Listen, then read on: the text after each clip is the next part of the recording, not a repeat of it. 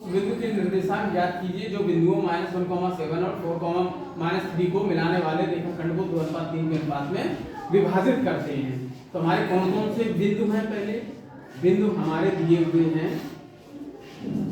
-1,7 और दूसरा दिया है 4,-3। ठीक, और हमारा जो रेशियो दिया हुआ है M1:M2 इक्वल टू हमारा दे रहा है 2:3।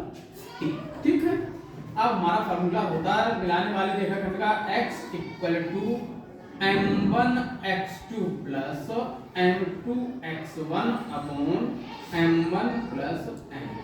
दूसरा हमारा होता है y के लिए y equal to M1y2 plus M2y1 upon M1 plus M2।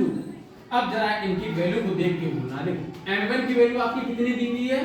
2 into x2 की वैल्यू कितनी दी हुई है? यहाँ पे लिख लो x1 y1 और x2 y2। अब जरा देखो x2 की वैल्यू कितनी दी हुई है? आपकी 4 प्लस m2 की वैल्यू कितनी दी हुई है? 3 इंटू x1 की वैल्यू कितनी दी हुई है? -1 अपॉन 2 प्लस 3।